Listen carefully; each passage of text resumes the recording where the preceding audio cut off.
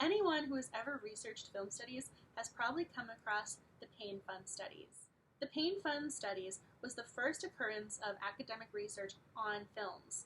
This was the first time someone actually acknowledged that entertainment can influence an audience. While the pain fund studies have been mostly discredited due to their ethics, it does demonstrate that there was an early need for research on entertainment. The pain fund studies had children watch a series of films within, I think, 2 or 3 days, and so there was this intense film watching experience. And then several years later, when they were teenagers, the researchers gathered them together and asked if they were influenced by the films. Since the respondents replied yes, they were influenced, the researchers then took those responses and tried to say how influential films were.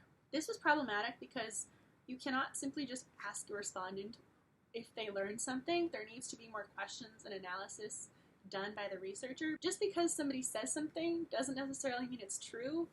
They might claim they were influenced, but how were they influenced? Why were they influenced? What impact did it have on them? Just because somebody says they were influenced, that doesn't prove they were. Another example of entertainment and its potential impact was the War of the Worlds. Aside from the pain studies, the War of the Worlds incident is probably the most cited in academia in regards to the early influences of media. Orson Welles and a number of producers in the radio program decided that they wanted to adapt his novel for radio, and so they added news bulletins and news clippings to interject to make it feel more timely and add suspense for the listeners at home. If people tuned in halfway through the broadcast or missed the caveat near the beginning of this is a radio broadcast and just entertainment, people thought aliens were invading the New Jersey area.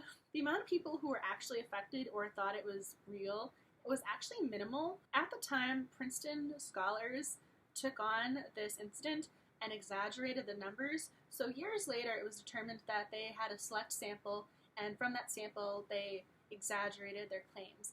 The real number of people affected was actually much more minimal. Even though their study was largely discounted, it still demonstrates that there were people who believed that aliens were invading New Jersey, and that there was a real impact within some people. There tends to be this general notion that people should look at the rule and not the exception. It is still noteworthy to cite that people were affected by that radio broadcast. The War of the Worlds demonstrated that there were people who would believe their radio station and breaking news according to whomever was telling it in an authoritative tone, and the pain studies demonstrated that there was an interest in film, but there are also negative effects. The Birth of a Nation is probably the most racist film ever made.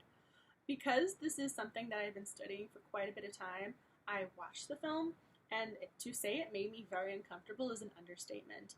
I had to keep pausing it. I ended up watching this film over a period of months because I couldn't actually sit there and just watch it. That being said, the film was made in 1915, and it was thought to reinvigorate the KKK.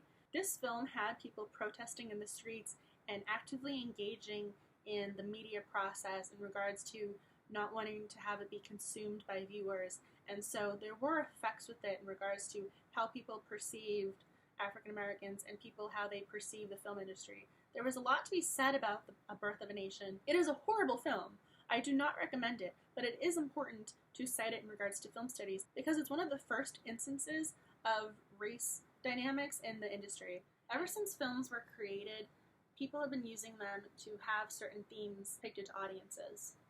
This has not always been a good thing. During World War II, Hitler helped produce the film The Triumph of Will, which depicted the Nazi Party as positive and working for the greater good. And so he utilized the film industry in Germany to help garner support among his citizens.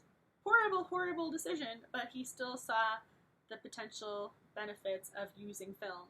Rather than use propaganda videos during World War II, Japan tried to have their videos come across as glorifying soldiers and what an honorable death should be on the battlefield, and so they utilized film in a different way than Germany and Italy. Ever since they were created, films have been extraordinarily influential. They were used as propaganda in the early days during World War I and World War II to instill a sense of hope or a sense of purpose within citizens, to today where people are inspired by films. After 9/11, a lot of people were going to the movie theater to get away from the horrible outside world, and they wanted to walk into a movie theater and suspend their disbelief for 2 hours and be engaged in a fictional world. Films have offered an escape for audiences for years, and it's going to be interesting to see how films adapt with the growing use of technology. People watching things on Netflix or Amazon Prime or YouTube. The implications of film today are going to be different than they were historically, and I look forward to studying that in the future. If you have any questions about the influence of film or comments, please let me know down below. If you like this video, please give it a thumbs up. If you have any questions about my project or my literature review, please let me know.